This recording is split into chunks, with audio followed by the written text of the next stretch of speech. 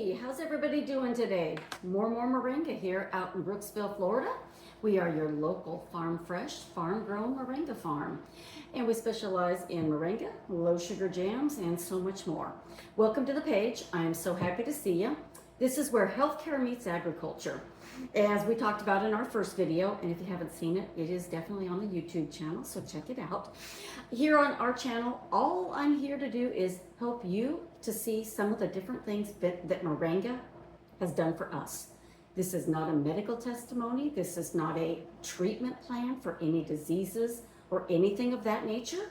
Moringa is just a healthy tree that provides all kinds of different nutrients and all kinds of vitamins and minerals.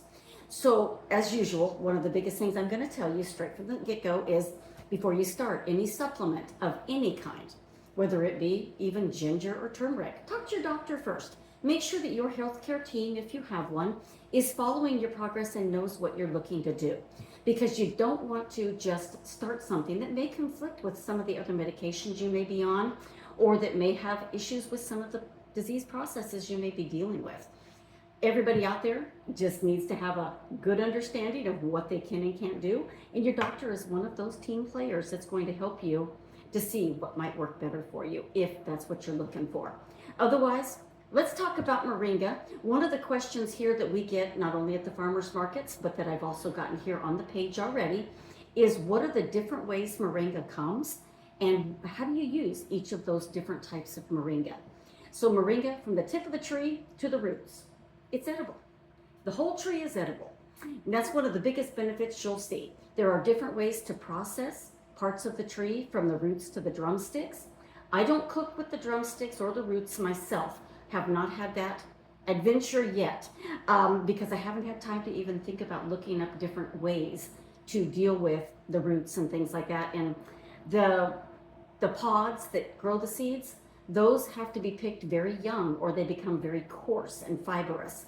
So I haven't taken the chance to do that, because for us, growing the leaves is the most important part of our tree.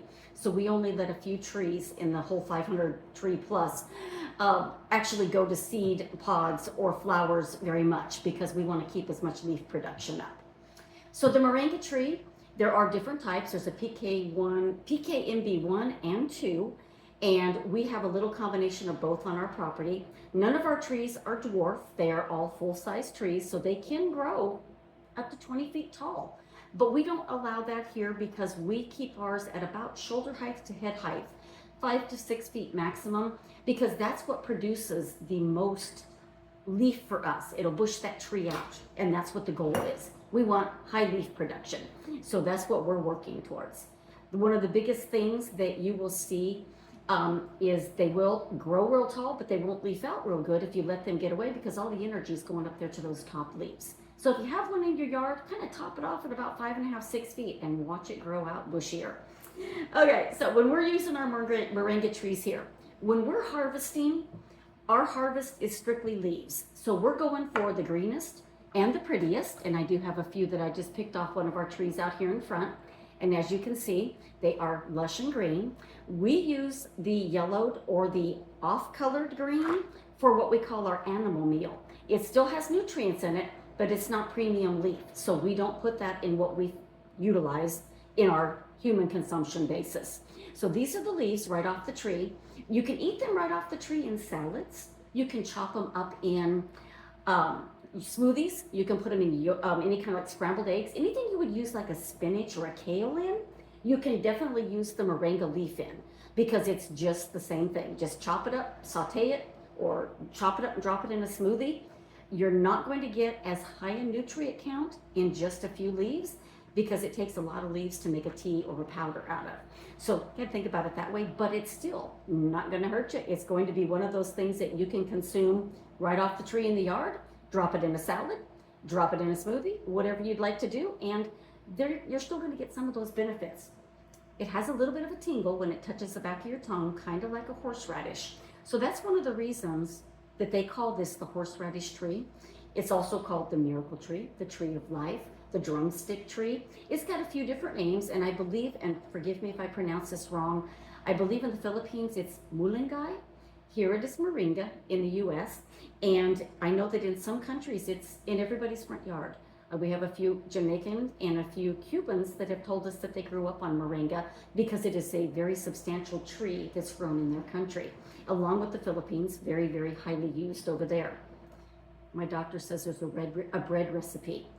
She's going to get me the recipe because I'll be honest with you, I would love to try it. They use some moringa leaf in it.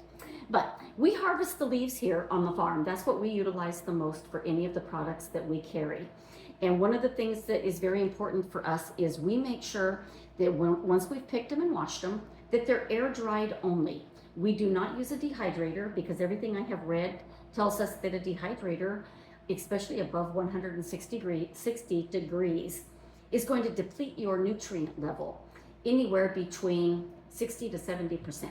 So I don't want that. I want to get the most out of mine that I can get out of it. So we make sure that our leaves are air dried in a sealed room, not airtight sealed, but a closed in room away from the direct sunlight. And we use circulating fans and dehumidifiers to keep the humidity down in there. And then once we've done that, we start out with a dried leaf compound. This we'll go into our teas or the dried leaf mix, which can be utilized in teas. It can be a handful dropped into soups or stews, or you can drop it into smoothies. I've had people say they like the crunch in their smoothies. To me, that doesn't mean it's smooth if it's got a crunch to it, but I have quite a few customers who have done that. They also utilize the dried leaf into some of their dog foods when they're mixing up their own meals for their dogs. I have done that, but I like using the powder more than I like the dried leaf, or I'll even use the fresh leaf when I'm throwing in vegetables in the crock pot for my dog. So I've used all three forms when I'm using it for dog food, no questions asked. The tea that we grind is going to come out, and I'm gonna see if I can get a little bit of this on my hands so you can get a better idea of how fine it is, because it is definitely a nice tea grind. And one of the things you're gonna notice when you do it, you're gonna wanna measure it out about half a tablespoon to a tablespoon, either into your seep, or you're going to put it into I just dumped that all over the table, into a single cup coffee maker, because that's what I use. It's a lot easier for me. I just use it into one of those single cup coffee maker strainers.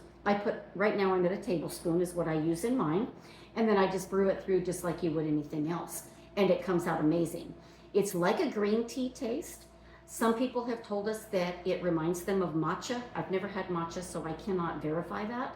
But for me, it's like a green tea, and that's what I compare it to. So not being a green tea fan, I actually will flavor mine just a little bit differently with some of the different teas that I have. I have a tea mix that I mix into it that is ginger and cinnamon. I have done it with a little bit of jasmine and lemon, and I have done it with black pekoe, and I like that. My husband utilizes it in the coffee maker also, but he only puts like 3 or 4 drops of peppermint extract, and he says it's amazing. Haven't tried that yet, but I will come winter. I'm not a hot tea fan in the summertime. But that's one of the ways that we do the leaf. That's when it comes off the tree, gets harvested and put into dry. As soon as it's dry, that's the first step that we do. Now, when you're looking at these, if you go on our website, you'll see that it shows a picture of a quart jar and the bag. We only ship the bags because the quart jars are way too heavy for shipping costs, and they do break if they're dropped by the mailman, which has happened in the past. So if you're at one of our farmers markets, we have both the jar or this. They're the exact same size. This packet will refill a 1 quart mason jar, or we have the mason jar right there so that you can buy it for your own tea jar. So from there, we go from the leaf, dried, down into grinding it into a powder form. Our powder is done with a hammer mill. We have a specialty machine that we had built about 2 years ago, and it will pound it down to like flour or powdered sugar, baking powder. It's extremely fine. So when you open the bag, make sure you kind of tap it down, and then don't just pull it open fast because it'll poof up and you'll get green air in front of you because it's that baby fine. I will kind of show you. I have a little bit in a bowl here that I use when I'm making my dog cookies and things like that. Let's see if we can get so there's no stems, no sticks, nothing of that nature. It's extremely fine and it is wonderful. Now you can utilize this powder.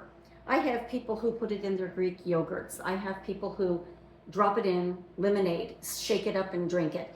It all depends on what your tastes are like and what you're looking to do with it. Smoothies are very popular for a lot of people with powder. So when they're doing smoothies, they're going to start with about a teaspoon, depending on the size of your cup. Of course, if you just do a little 6-ounce cup, a teaspoon might be a little strong to begin with.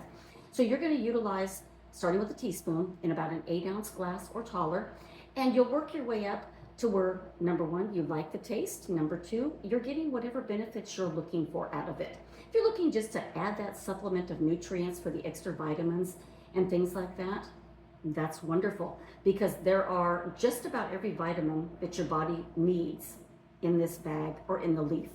So when you're utilizing the powder, you're going to utilize 1 teaspoon to begin with and work your way up.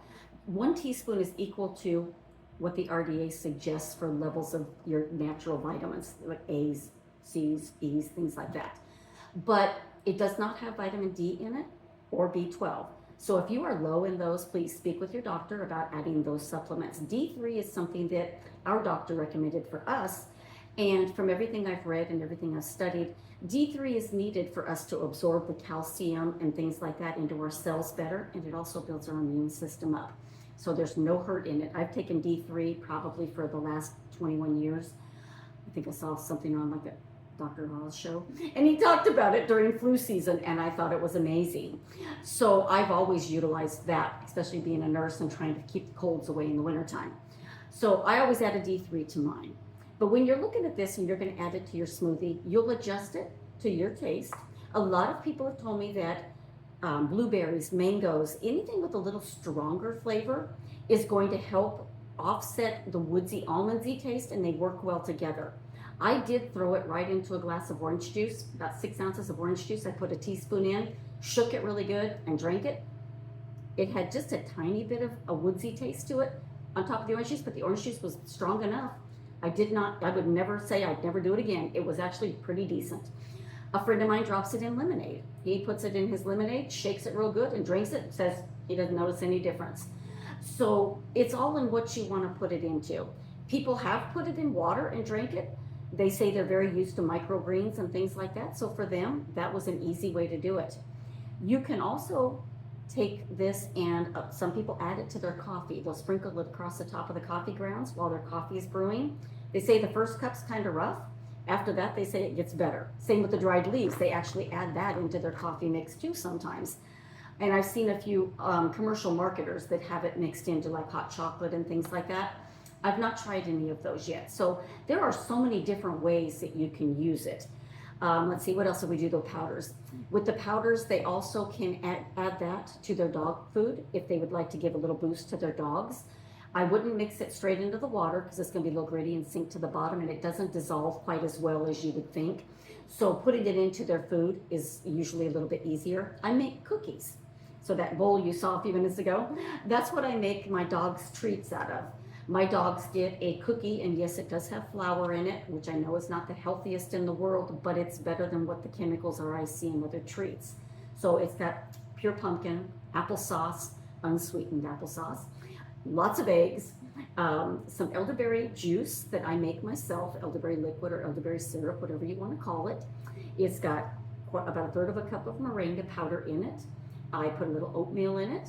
And then at times I'll add peanut butter if I think they need it, but most of the times I don't add the peanut butter. And then I add the flour and mix it up until I can get it to roll out like a pizza crust. And then I cut it when it's done, and they get 2 to 3 of those treats every single day. Because the anti-inflammatories and the vitamins that help us can also benefit our animals just a little bit too. And I've got a lab who's a little larger than she needs to be, so this might help her with the hip issues and things like that down the road. So those are some of the things I personally have done with the powder and the tea leaves.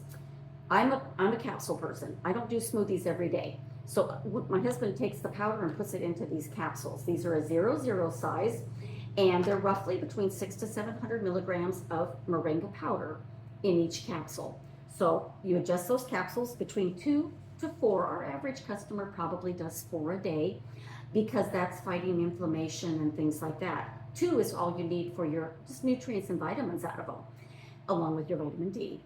So you can utilize these capsules just standard form, take 2 to 4 a day, any time of the day, because there's no caffeine. They're not going to keep you up. They're not going to wake you up, but they might take the edge off of whatever you might be having in your life right then.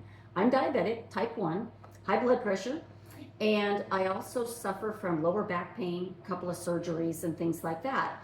I take 4 a day. That's what has worked for me. Now, there are days in the summer when we're out here harvesting, and in Florida, if you all know what the heat feels like out here, you know it's hot as heck. So for me, at the end of the day, when I have been out there and the sweat has been pouring off of me and I'm losing all of that magnesium and potassium via the sweat, I will take 2 more of the capsules at around 6:30, 7 o'clock at night.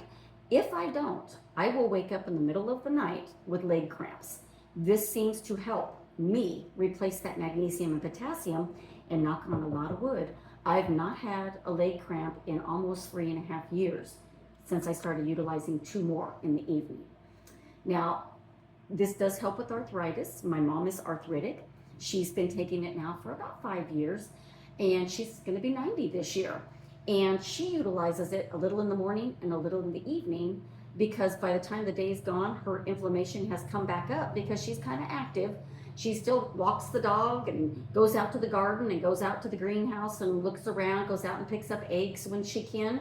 So she'll take a couple before she goes to bed in the evening, because that'll help her arthritic inflammation ease off just a little bit. And then she doesn't have to rely on any NSAIDs or anything like that. So those are the ways the leaves so far have been processed and worked. And then we move from there, we get our soap. So here at the farm, we take a moringa leaf extract and we make soap. And we have a couple of different shapes that we make them in. They are white because the coconut oil that's in them, which is 99% coconut oil, or so it seems, it will turn them whiter and whiter with time because the coconut oil kind of takes over. And you'll see in the picture I post, they start out really pretty green. We haven't been able to keep them that color. We've tried everything, but you have to leave the coconut oil out to get them to stay green. So we don't add any dyes. We add no colors, no fragrances, nothing to this lye-based soap mixture. It is just coconut oil, moringa leaf extract, which is a liquid we put from our leaves in there, and just a tad bit of canola oil, because that's what makes the saponification work in this lye-based soap for us. Everything is good on the soap for any age. It helps with inflammation of the face because of the moringa's anti-inflammatory properties. And for me, I have noticed I have no breakouts from the fragrances. Regular soap will break me out because there's always some kind of fragrance or color in it. And that is just something I don't want to have to deal with. So utilizing this soap has been very beneficial. My husband makes it right here at the farm. We cure it for about 45 days. It only takes 35, but by the time we get around to packaging it, it's usually about 45 days. And I have a couple of girls who just recently, probably about over the last 1.5 years, told me that this soap has been what has helped them get the redness down from some of the acne they're suffering from as a young adult. I personally tried it on some ant bites and things like that, and it does take the redness down from the inflammation for me, and I really liked that. But what I like about it, the fact, like I said, it's pure, it's natural, and I know where it's coming from and what it's doing for my skin. It lathers up well, it cleans well, and it just has a little bit of a coconut smell, but not enough to linger on you later. From there, we move on. We do not process this here at our farm, just as a disclosure. We have moringa seed oil here at the farm. So this is made from the seeds that we talked about that are in that little pod. As you can see, they got little wings on them. Those pods have those seeds in them, and it takes a whole lot of seeds to squeeze out this moringa oil. So we do not do that here. We do not have the equipment, nor do we have enough seed production, because if we let everything go to seed, we lose the leaf, and we want the leaf. But we do the seed oil from a farmer that we trust. And this seed oil is amazing. It is pure, it is food grade, it is organic grade, and there is no additives. It's its own carrier oil. It can be added a few drops to your salad, a few drops under your tongue, or I use it topically because I love the way it feels on my skin. It'll absorb, it'll leave a soft feeling, but there's no greasy after feel. And I have found that it has helped amazingly with just making my skin feel soft without having to put chemical lotions, which are 99% water, on me. I used to have to carry a lotion bottle around everywhere I went because my hands were always chapped as a nurse. I don't have to do that anymore. I just use the moringa oil. I use it on my hands, my face, my legs. If I get a mosquito bite or an ant bite, I'll put a drop of that on because it takes the itching and the redness down for me. And these are all things that have worked for me. I'm not swearing that they're medically treated or medically documented anywhere, but that's what I have found it does for me, just so you know. So those are what we do. These are the products that we use here on the farm. That's what each one can be used for, and I'm sure there's other things that some of you might have tried with them. I'd love to know. Any flavors of teas you've mixed them with and had a great time, or a great flavor. Anything you do different with the powder. If you have a smoothie recipe, please send them out my way. I would love to try some smoothies and see if it's something I might like in the future. If you've done anything different with the capsules, let me know. If you've used our soap or you use the soap, I would love to hear your reviews on it. We are always looking to make things better, to improve whatever we're doing here at the farm. But our goal here has always been to just educate and help everyone get on a path that makes them feel healthier and better. And that's what the goal is. We're healthcare to agriculture. And that's what our motto is. We're going to help you to find what works best for you. Everything we do is just to live a little healthier lifestyle for ourselves. And we're happy on the lifestyle we're going right now. Between the fresh eggs, the fresh fruit off the trees, and the moringa every day, we feel very good. There's going to be quite a bit of stuff at the end. If you want to subscribe, you want to follow, I would love to have you on the team here, following us along and reading along with us at every break we get. And every chance I get, I will post videos. I'm hoping to do one on propagation, one on some skincare, utilizing the soaps and the oils for making a mask, which I just started doing about 8 months ago. And also some things for supplementing into your dog's food, your chicken food, things like that. I'm going to kind of cover a little bit of all those bases. I'm happy to reach out and talk to any of you in person. You can always call the phone number on our website. You can always call and come out to the farm if you're local. Just let us know you're coming ahead of time. Or stop by and see us at one of the farmers markets. We're usually out at Trinity Farmers Market or at Beasley's Farmers Market. And at times we're down in Dunedin at the Dunedin Market. So we try and make ourselves available to the community as often as we can. If you have any other questions, please don't hesitate. And as always, remember, this is not a medical treatment. We're not telling you to diagnose, treat, or cure any diseases or ailments. I'm just giving you some basic information about what I have found Moringa has done for me here at the farm. More Moringa here. Looking forward to our next time getting together. I hope you all have a great day, and I'll see you soon.